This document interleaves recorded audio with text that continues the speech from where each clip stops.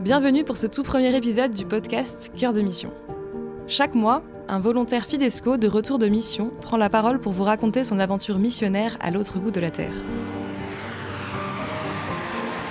Et pour ce premier épisode, nous accueillons Jean-Baptiste, parti servir les plus pauvres dans un village de Zambie. Les visages souriants de ses élèves, Patricia ou encore Georges, les plaines couvertes de savane, Lusaka, la capitale foisonnante, et le silence des hauts plateaux, tout cela, c'est la Zambie. Sans en dévoiler davantage, Jean-Baptiste, je te laisse nous raconter ta mission. Je m'appelle Jean-Baptiste Rousseau, j'ai 33 ans et je suis parti de 2014 à 2016 comme volontaire avec l'ONG Fidesco en Zambie, dans un petit village qui s'appelle Chikowa, en tant que directeur d'un centre de formation technique pour une centaine de jeunes qui apprenaient des métiers comme la menuiserie, la maçonnerie et l'agriculture. Et j'étais également professeur. À l'époque, je travaillais au siège d'une assurance et j'avais le désir au fond de moi de partir à l'aventure. J'avais envie de découvrir le monde. Je me disais que faire un long voyage comme ça, c'était intéressant, mais il manquait un peu le côté apporter quelque chose aux autres. Et j'ai entendu parler de Fidesco par un ancien volontaire et j'ai trouvé ça parfait, l'idée de mêler à la fois la rencontre d'une autre culture, le fait de découvrir une autre partie du monde et en même temps d'être au service en apportant une compétence, un vrai travail en fait que je pouvais mener sur place et qui allait aider des personnes qui en avaient besoin, des personnes qui étaient dans la précarité, la pauvreté.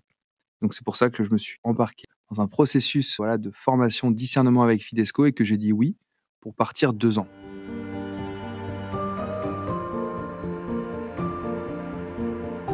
Alors la Zambie, c'est très différent, vous l'imaginez, de la France. C'est un pays qui est extrêmement beau, la savane, où on retrouve à quelques kilomètres de là où j'étais un des plus grands parcs naturels d'Afrique, qui s'appelle le Soslangwa, où il y a tous les animaux qu'on peut imaginer, des girafes, des prédateurs, les lions, les éléphants. Il fait très chaud, il n'y a que 2 saisons dans l'année, la saison des pluies et la saison chaude. Donc les températures peuvent grimper jusqu'à plus de 50 degrés sous le soleil. Et ce qui m'a marqué, moi, quand je suis arrivé, c'était peu l'impression que le soleil est plus grand, qu'il est rouge avec toutes les poussières de la terre. Et puis vraiment ce décor de carte postale où les personnes habitent dans des petites maisons, des petites huttes, un peu comme on imagine, avec des maisons faites de boue et des toits en paille. Puis à travers ces villages vivent de nombreuses personnes qui sont assez simples, assez pauvres, puisqu'il n'y a pas d'électricité ni d'eau courante, mais très accueillantes, très chaleureuses. Voilà. Et j'ai vécu au cœur de Chikowa, de ce village, où il y avait à peu près 3000 personnes qui vivent en petites communautés, les uns assez proches des autres. Voilà, c'était mon décor durant ces 2 années. Mes premières impressions, ça a été d'une part le paysage, qui était vraiment très différent de celui en France. Notamment pour accéder à Chikowa, il faut faire à peu près 1 heure et demie de route depuis la ville la plus proche, la plus grande. Et donc ça se fait en 4x4 sur des routes qui sont vraiment défoncées. Moi j'étais en plus dans la benne du 4x4, ce qui est assez courant là-bas. Donc un peu un émerveillement de découvrir l'Afrique, quoi, et de voir sur le bord de route tous les gens qui vivent tout simplement, et puis les enfants aussi qui avaient tendance à courir vers la voiture et donc à nous courir après. Voilà. Et puis encore comme on peut l'imaginer un peu sur une carte postale, mais les femmes avec sur la tête des grands bidons d'eau qui marchaient pendant des kilomètres, ou encore des hommes qui traînaient leur vélo avec un grand tas de bois qui était accroché avec des ficelles. Et ça m'a vraiment ça m'a émerveillé de voir ça. Et puis après, au contact de ces premières ambiances, ce qui m'a marqué, c'était le fait que ils me disaient tous: You are the most welcome, you are the most welcome, feel at home. Vraiment, tu es le bienvenu, sens-toi comme à la maison. Ça, c'est quelque chose qui reste gravé un peu et que j'essaye de ne pas oublier quand je rencontre moi-même un étranger en France. Travailler avec les Zambiens, c'est assez différent de ce qu'on peut imaginer en France. Les Zambiens sont beaucoup moins ponctuels. Pour eux, 1 heure n'est pas vraiment 1 heure, un retard non plus. Ce qui m'a marqué chez eux, c'est à la fois humainement, ils sont très souriants, très accueillants. De mon point de vue d'Européen, parfois pas très bien organisés en fait. Et donc moi, en tant que directeur de cette école, ce qui était parfois difficile, c'est que je devais gérer le matin même en fait des professeurs qui n'étaient pas présents ou qui avaient 1 heure de retard, sans que ça soit un problème pour personne à part moi, mon regard d'Européen. Donc c'était assez marquant de voir la différence sur le point de vue culturel et professionnel qu'il peut y avoir entre des Français et des Zambiens. Voilà. Mais après, avec une vraie qualité de présence et de contact. Ils s'occupaient des élèves vraiment un peu comme si c'était leurs enfants. J'étais directeur de centre de formation technique, donc Il y avait toute une partie assez importante d'administration du centre, c'est-à-dire le suivi des élèves, que ce soit disciplinaire ou scolaire. Le disciplinaire était pas évident parce qu'ayant moi-même 24 ans, je devais m'occuper de la discipline d'élèves de 18 à 30 ans, ce qui devenait encore plus compliqué du fait que c'était un internat, donc ils vivaient sur place pendant 3 mois, ce qui laissait forcément, vous l'imaginez, place à quelques débordements. Ça, c'était une grande partie d'être attentif à chaque étudiant. Et en fait, au fil du temps, ce qui m'a marqué aussi, c'est que j'ai réussi à imprimer le nom de chaque élève. Donc, je les appelais vraiment par leur prénom et pour moi, c'était my students. Et si au début, c'était un peu difficile de les reconnaître même physiquement, parfois les uns des autres, parce que le regard n'est pas habitué, à la fin, j'aimais bien passer du temps à les recevoir dans mon bureau pour faire des points, en particulier quand il y avait des demandes de leur part d'absence, des remarques des profs aussi sur peut-être des difficultés scolaires. Et puis au-delà de ça, en fait, vu que c'est un internat, le soir, souvent, je traînais un petit peu en allant vers les dortoirs et c'est là où je pouvais discuter avec eux et en fait en apprendre le plus sur eux. Et à côté de ça, j'avais aussi ce rôle d'enseignant qui était, pour moi le plus gros, challenge de ma mission Fidesco, du fait qu'en fait j'avais un anglais, vraiment, on va dire niveau lycée, alors que là je devais enseigner des cours de 2 heures magistraux en anglais. Donc il m'a fallu à peu près 8 mois pour maîtriser la langue et être à peu près à l'aise devant les étudiants. Et ça a été, des moments longs, difficiles. Je me souviens qu'un cours de 2 heures, ça prenait jusqu'à 8 heures pour moi pour le préparer, pour tout écrire et j'étais tellement stressé que, je m'étais dit au début: «J'écris tout mon cours de A à Z, comme ça si je sais pas quoi faire, au lieu de perdre la face devant les étudiants, je lis simplement mon cours». Et donc le cours commençait par, «Good afternoon» et ça finissait par, «Have a good day». Voilà, donc je marquais vraiment tout de A à Z. Et puis, vu que j'ai vécu aussi cette mission dans la foi, je confiais vraiment ça dans la prière et en fait, ce qui m'a paru impossible au démarrage, c'est fait, voilà, de façon parfois un peu miraculeuse. Donc le centre de formation où je travaillais avait la particularité d'être le centre le moins cher de tout le pays. Parce qu'il faut savoir qu'en Zambie, l'école à partir du lycée est payante et souvent pour des familles les plus modestes comme les paysans, c'est inaccessible ou alors ils envoient un ou 2 enfants sur une famille de 6. Cette école, avait vraiment pour vocation d'être accessible au plus grand nombre et en fait à tous même. On avait même un système de bourse quand vraiment les jeunes n'avaient pas les moyens. On arrivait à faire ça parce que on avait à la fois une école, ce centre de formation avec ses 100 étudiants, ses 10 profs et juste à côté, on avait une énorme exploitation agricole avec aussi à côté une menuiserie semi-professionnelle, donc qui était gérée par, d'autres volontaires Fidesco et aussi des religieux, des frères et qui générait une activité économique en vendant, principalement, des légumes et des fruits aux hôtels, Safari qu'il y avait à côté du plus grand parc qui était à 1 heure de route. Ils faisaient aussi des meubles sur mesure en bois avec des vrais menuisiers qui étaient, certains des anciens étudiants. Avec tout cet argent qui était récolté, on pouvait subventionner jusqu'à 70 de leur formation. La plupart de nos jeunes, en fait, n'auraient jamais eu accès à un diplôme d'État de ce type-là, s'ils n'étaient pas passés par notre école. Il y en avait certains qui venaient, alors de plus ou moins loin, il y en a qui parfois qui venaient de 2 heures, 3 heures de route, justement parce que, les frais, étaient intéressants pour eux. Et puis après, il y avait aussi les jeunes qui, eux, habitaient vraiment dans les villages alentours, et à qui on a voulu rendre la formation aussi accessible en ouvrant une formation, un peu basique, CAP réduit en temps, qui était que du pratique. Parce que la plupart d'entre eux savaient ni parler anglais, ni écrire tout court. C'était une école privée, donc c'était la propriété du diocèse, local. On avait quelques directives justement pour, développer, le centre, notamment en termes de formation. Et je me souviens d'une fois où l'évêque, local, on se rencontrait 1 ou 2 fois par an, nous avait dit, avec beaucoup d'assurance qu'il fallait absolument lancer un nouveau cours de mécanique automobile. Puisque le nombre de voitures est grandissant, en Zambie, des voitures qui sont souvent d'occasion, en très mauvais état, donc aussi la demande de mécaniciens est importante et les jeunes garçons notamment, forcément, sont intéressés par les voitures et donc il nous a dit ça, nous on trouvait que c'était une très bonne idée. Sauf que quand je lui ai demandé: «OK, on est-ce que vous avez un peu d'argent ou au moins, déjà une voiture, quelque chose à nous donner pour lancer ce cours?» Il m'a dit: «Non, on n'a rien». Je me suis retrouvé un peu démuni et puis, finalement, on a dû partir de zéro. On est allé dans les parcs safari situés à côté et notamment les hôtels safari, en allant mendier un peu d'abord des pièces mécaniques. Après, on a réussi à trouver de façon, un peu, providentielle des moteurs cassés, mais qui pouvaient servir aux étudiants à faire de la pratique et puis jusqu'à trouver des Français, en fait, qui étaient en voyage avec, leurs enfants qui faisaient le tour du monde, qui ont été tellement marqués par le projet, qui ont fait une cagnotte sur internet pour nous acheter une voiture d'occasion. Voilà. Et puis moi, en tant que directeur, je devais aussi passer des heures et des heures, des jours auprès de l'administration zambienne pour faire accréditer ce cours, ce qui a été loin d'être une tâche facile. Trouver un professeur qualifié qui veut venir au milieu de la brousse en Zambie, c'est un peu mission impossible. Mais ça s'est fait en fait d'une façon que j'aurais pas imaginée et ça m'a permis aussi de me rendre compte que tout est possible avec Dieu. J'ai appris à connaître chacun des élèves. Il y en a certains qui m'ont plus marqué que d'autres, notamment parce que j'ai eu l'occasion de les accompagner au-delà, j'ai envie de dire, de juste du périmètre scolaire. Je pense en particulier à une jeune qui s'appelle Patricia, qui avait à peu près 20 ans, qu'on avait accueillie à l'école pour un BTS en agriculture. Et la particularité, c'est qu'elle avait des résultats scolaires, donc son bac qui était très faible. Donc les professeurs, on a fait un conseil et puis on s'est dit: «On va quand même lui laisser sa chance pour intégrer l'école», avec pas mal de doutes.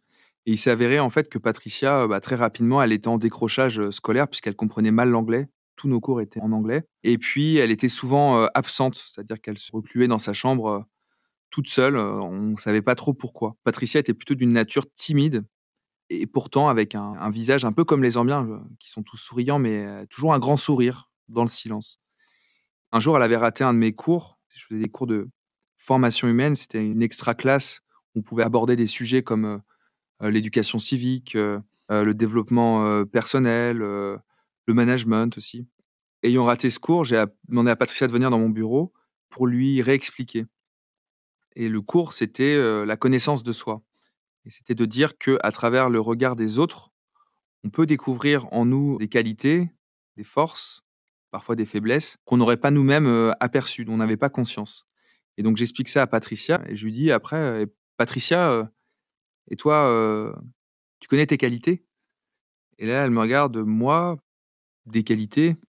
Non, non, vraiment pas, mais dites-moi».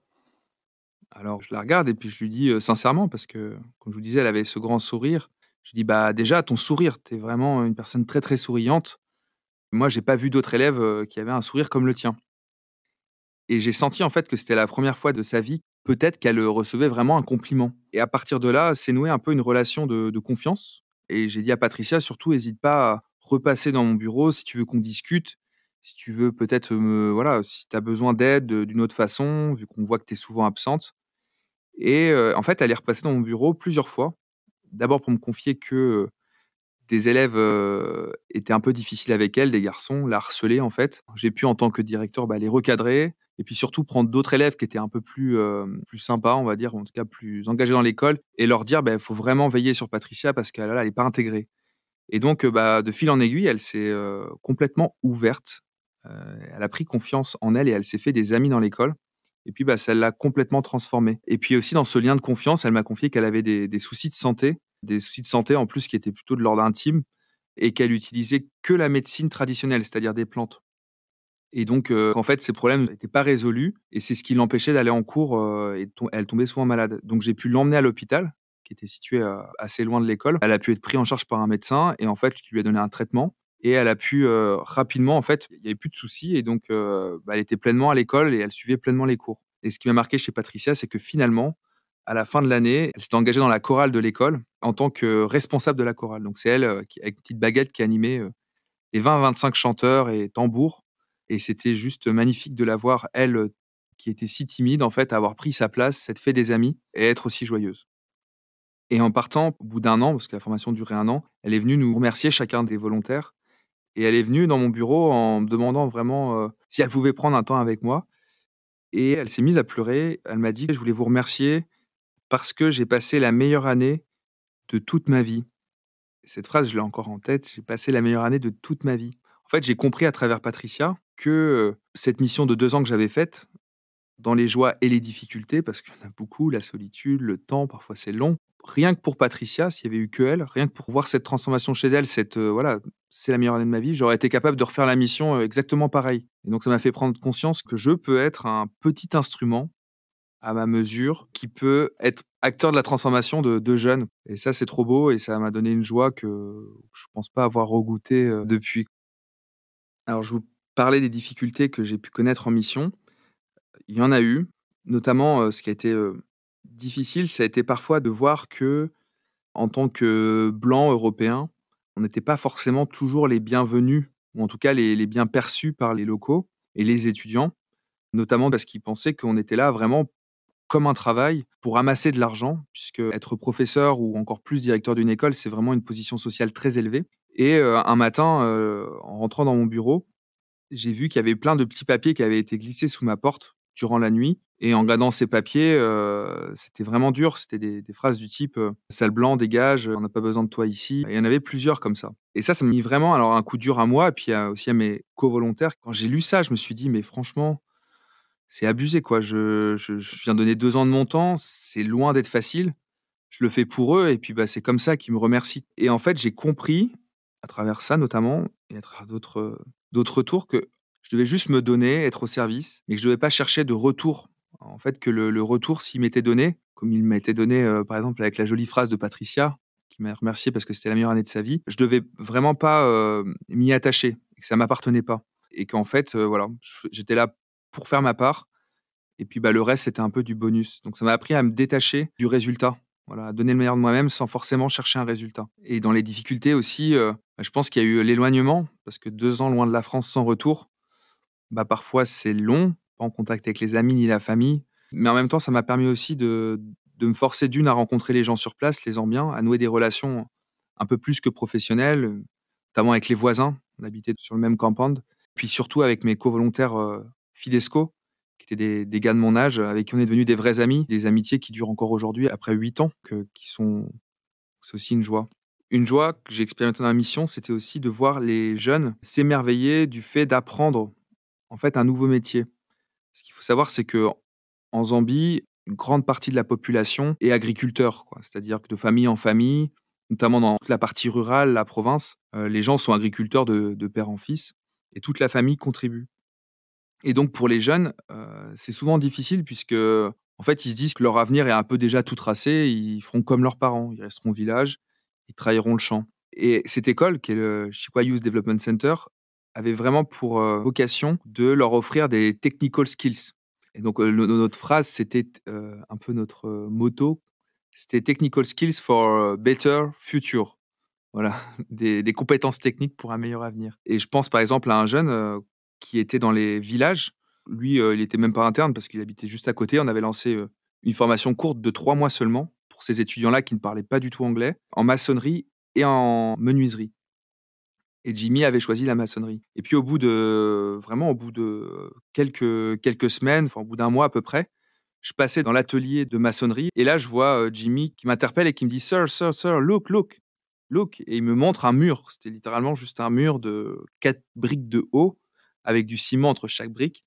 Et je regarde son mur et je lui dis: OK, yes, and so?» Et il me dit: «Look, look, look, look». Et là, il lève les yeux au ciel et il dit, «I am a bricklayer, I am a bricklayer». Donc je suis un maçon, je suis un maçon. En disant ça, je vois, lui qui était plutôt en plus un jeune un peu enfin, de visage, il a l'air un peu plus triste, un peu, on va dire blasé. Et là, il était, son visage était transformé, quoi. Et j'ai compris quand il disait: «Je suis un maçon, je suis un maçon», en fait, il prenait conscience à ce moment-là que sa vie allait changer et qu'il allait pas forcément être agriculteur comme ses parents, qu'il y avait une autre possibilité qui s'ouvrait à lui. Et ça, c'était très beau parce que quelques mois après, une fois qu'il avait terminé sa formation, je l'ai retrouvé dans les villages à côté en train de construire des maisons en briques, enfin une boutique là, en l'occurrence, une vraie boutique, et c'était assez impressionnant d'ailleurs en termes de hauteur. Et en fait, il était là tout content, dans sa nouvelle vie, quoi.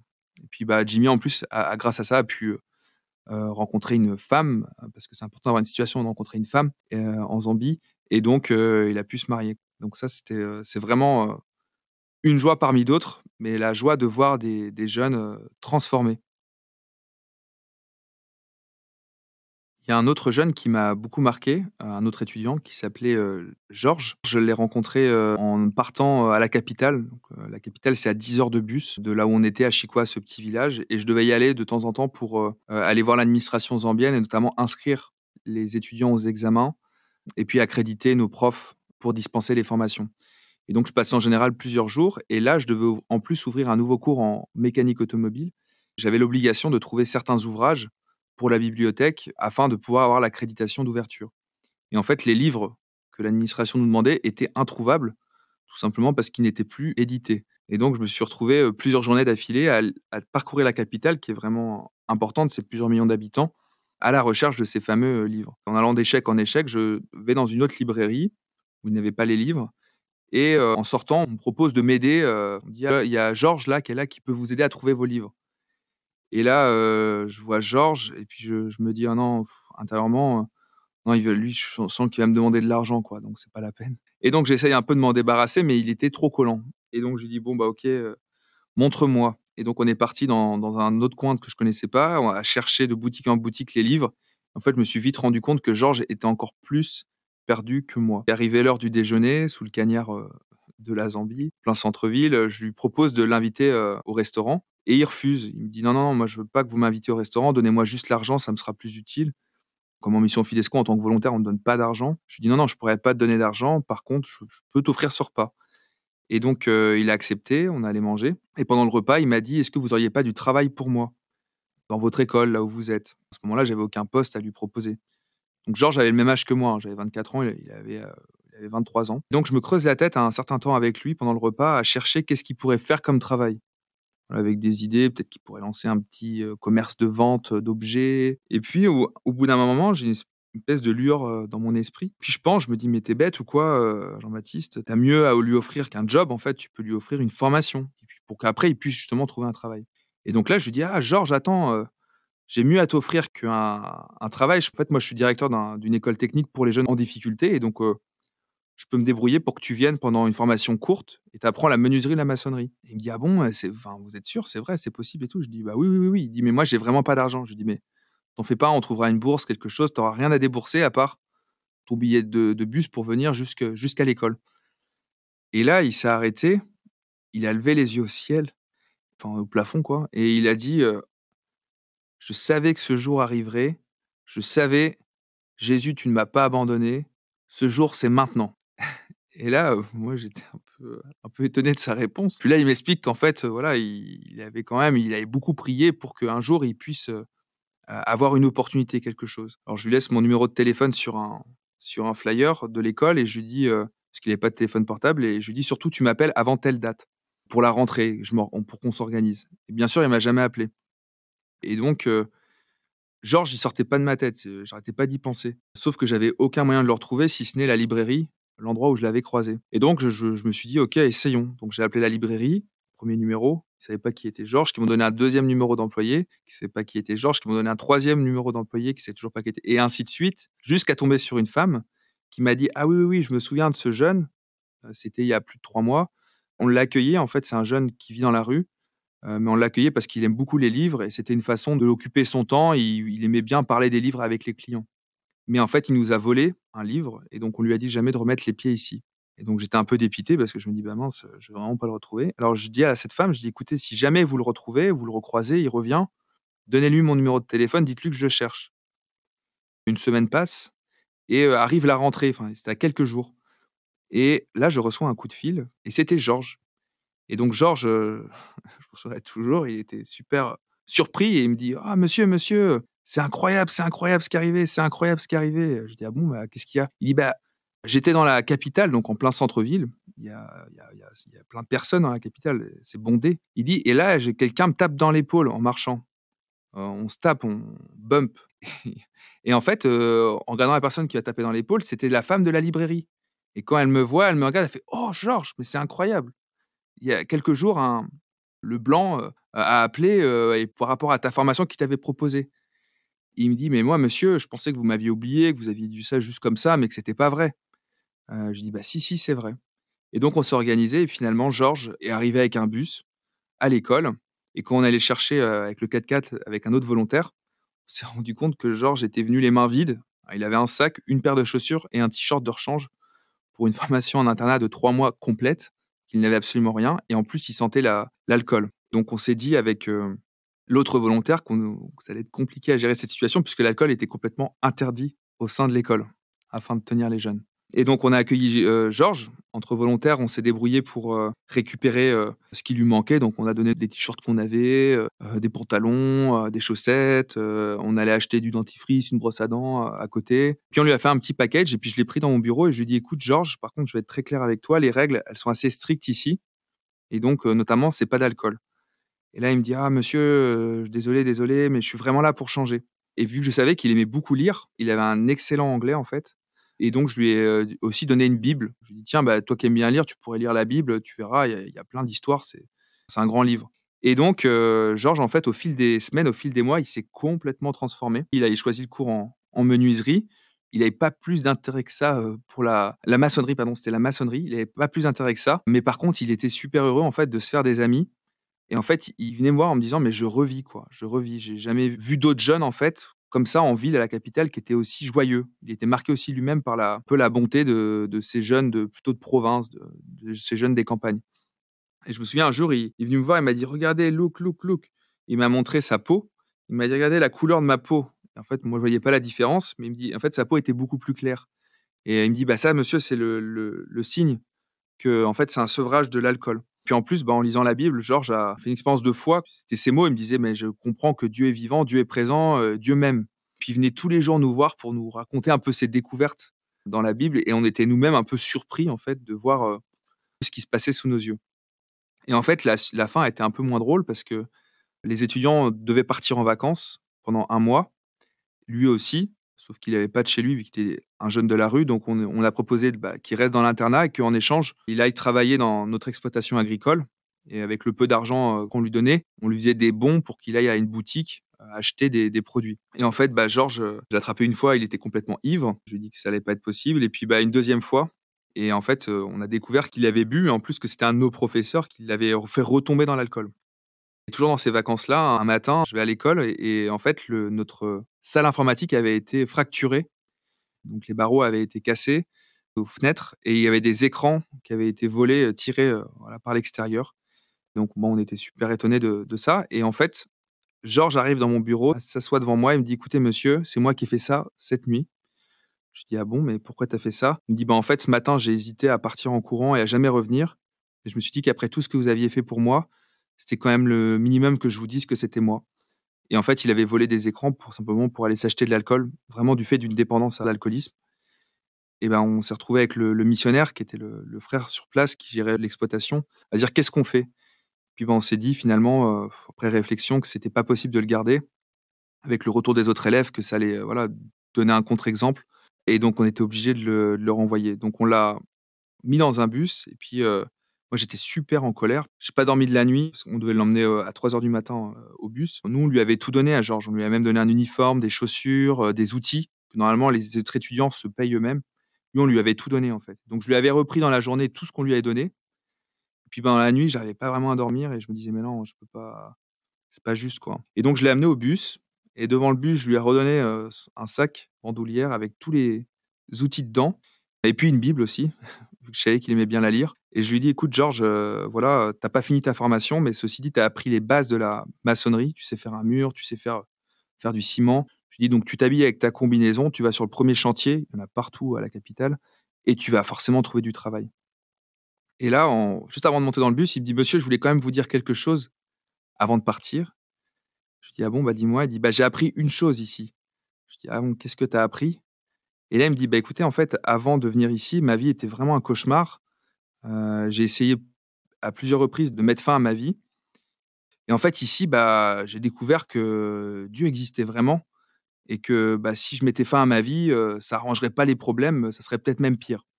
Il dit: «Donc je voulais vous remercier pour ça».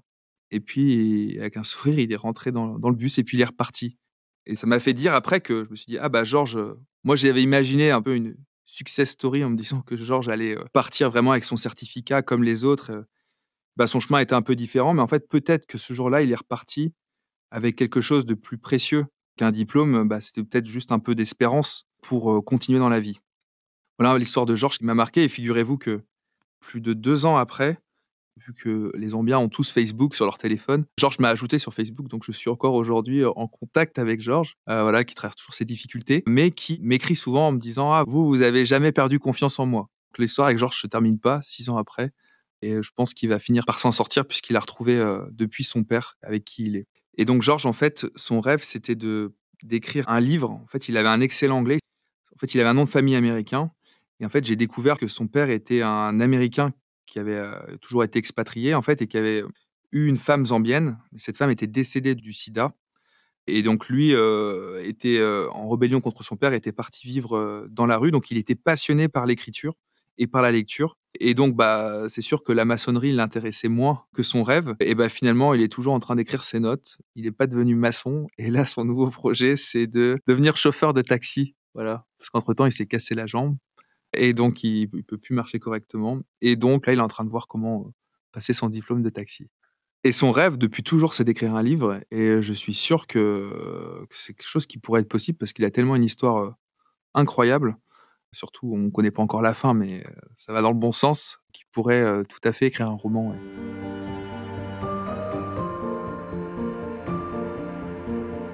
Le bilan un peu de ma mission, en tout cas ce que je pourrais en tirer comme enseignement, comme fruit, ça a été d'abord la joie de me donner, en fait, de découvrir la joie du don, donc de mettre au service de mon prochain un peu dans la gratuité, puisqu'avec Fidesco, on est volontaire, enfin, on a une toute petite indemnité pour s'acheter la nourriture, mais il y a pas de salaire, hein. C'est vraiment dans une démarche de je donne totalement 1 ou 2 ans de ma vie. Et la devise de Fidesco, c'est: «Va, rends les autres heureux et tu connaîtras la joie.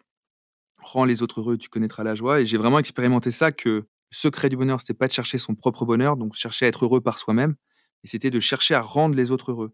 Et qu'en fait, en rendant les autres heureux, en cherchant à être au service de ces Zambiens, à les aider, ces jeunes, notamment ces étudiants, c'était vraiment là pour eux que j'étais là-bas en premier. Ça m'a donné une joie immense que je peux pas forcément expliquer, presque une joie surnaturelle, je dirais. C'est comme si c'était une joie qui m'était donnée, je pense, moi, par Dieu, simplement en aidant les autres. Donc ça, c'est le premier enseignement, et même 6 ans après, ça me fait toujours, voilà, quand je sens de la tristesse, quand je sens que je suis pas pleinement heureux dans ma vie, en fait, je me pose toujours cette question: «Est-ce que je me donne assez?» Et donc j'essaie toujours d'avoir en parallèle, un engagement à côté de mon travail pour pouvoir expérimenter vraiment le don de moi-même, voilà, avec mes talents, mes capacités. Ça, c'est je dirais la première chose. L'autre fruit de cette mission, ça a été la richesse de la culture zambienne. C'est des gens qui sont matériellement très pauvres. On est en dessous du seuil de pauvreté, hein, c'est moins de 2 euros par jour pour les villages comme Chikowa. Mais des gens qui ont une joie, s'il y avait le baromètre de la joie, on pourrait faire le seuil de la joie au niveau de chaque pays. Je pense qu'ils seraient dans le top 10 des pays. Ils ont une joie vraiment étonnante. Et je crois que cette joie, elle vient du fait qu'ils vivent en communauté, qu'ils passent leur vie à s'entraider. Ils n'ont pas le choix, que ce soit pour aller à l'hôpital, pour payer les frais de scolarité. Ils sont obligés de s'entraider. Il y a pas de Enfin, il y a des banques, mais la plupart des Zambiens n'ont même pas de carte bancaire, ils n'ont pas de compte bancaire. Donc ils s'entraident en permanence, en famille, et puis de façon plus large avec les cousins et les villages. Je crois que c'est ça qui leur donne aussi ce côté joyeux, humain et chaleureux. C'est qu'ils sont habitués, en fait, à servir leurs prochains et à partager tout ce qu'ils ont. Il y a vraiment une vraie générosité. Et puis l'accueil, comme je vous disais, ils ont une capacité d'accueil. Je me suis jamais senti aussi bien accueilli qu'en Zambie. Donc ça, j'essaye de le reproduire quand je rencontre des étrangers, notamment, je pense à tous ces étudiants étrangers, parfois africains, qui viennent de ces mêmes cultures et qui sont toujours surpris de voir qu'on n'a pas le même accueil que peut avoir l'Afrique, enfin, en tout cas, moi, la Zambie, pour ce que je connais. Et enfin, je dirais qu'un dernier fruit de cette mission, ça a été un peu plus personnel, mais ça a été de découvrir, en fait, que j'étais capable, voilà, que j'étais capable de faire des choses qui me dépassaient. C'est-à-dire qu'en partant à 24 ans, je me sentais pas du tout en capacité d'être directeur d'une école technique. Enfin, ça me semblait complètement fou. Avec des jeunes qui avaient mon âge, à gérer des professeurs zambiens qui avaient jusqu'à 60 ans, en anglais. Je me suis dit: «C'était impossible de faire un truc pareil». J'avais pas confiance en moi, en fait. Et en fait, je me suis surpassé en mission. Vraiment, je me suis même dépassé. Et ça, je le lis vraiment, je le lis aussi vraiment, je le lis à Dieu, en fait. Moi, juste avant de partir, j'ai fait l'expérience de la rencontre avec Dieu. Et pendant la mission, j'ai vécu ma foi vraiment au quotidien avec mes covolontaires. Et pour moi, c'est Dieu qui m'a, à travers cette mission, qui m'a aussi appris à avoir confiance en moi-même et à me rendre capable, en fait, d'être instrument d'une œuvre, de la transformation de jeunes, là, en l'occurrence, l'accompagnement, la formation des jeunes. Quelque chose qui me dépasse, et voilà, et qui aujourd'hui, en tout cas, me montre que je peux oser, et voilà, et continuer à accepter des nouveaux challenges.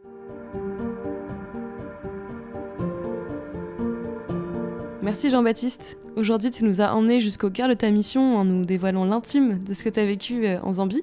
Et merci à vous tous de nous avoir suivis jusqu'au bout du monde. On se donne rendez-vous dans 1 mois pour le prochain épisode de Cœur de Mission, et cette fois-ci, nous irons encore un peu plus vers le sud de l'Afrique, en direction du Lesotho. Si vous avez aimé cet épisode de Cœur de Mission, n'hésitez pas à vous abonner, et si vous voulez plus d'histoires de volontaires sur le terrain, on vous donne rendez-vous sur notre site fidesco.fr et sur nos réseaux.